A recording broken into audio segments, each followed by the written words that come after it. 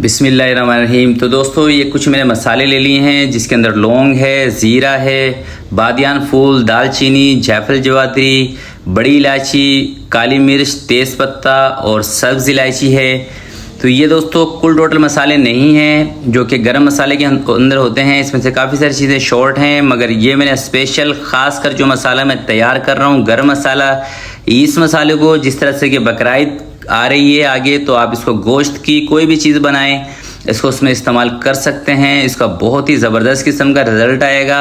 अगर जो आपने कबाब के अंदर ये गरम मसाला इस्तेमाल करना है, फिर दोस्तों आपने कबाब चीनी यानी कि 1 टेबल स्पून कबाब चीनी भी इसके अंदर ऐड करके पीस लेनी है। तो ये गरम मसाला दोस्तों आप बिरयानी के अंदर इस्तेमाल कर सकते हैं और पुलाव के अंदर भी जो लोग पिसा हुआ गरम मसाला इस्तेमाल कर सकते हैं वो भी कर सकते हैं। तो ये ख़ास कर गोश्त के लिए और बिरयानी के लिए बहुत ही ज़बरदस्त किस्म का मसाला है।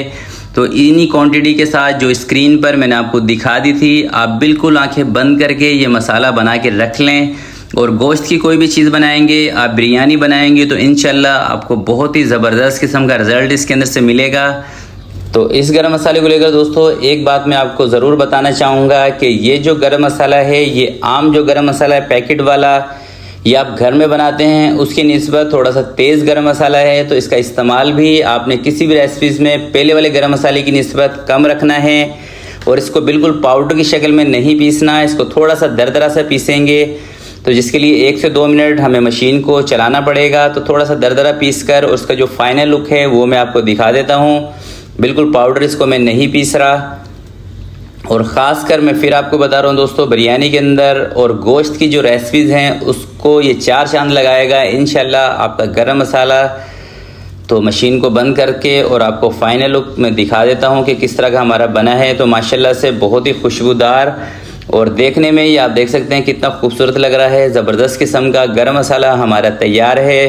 तो ईद से पहले ये गरम मसाला आप ज़रूर बना के रखें और अपनी रेसिपीज़ के अंदर, ख़ास कर जो आप ईद दावत पे रेसिपीज़ बनाते हैं उसमें इसका इस्तेमाल करें।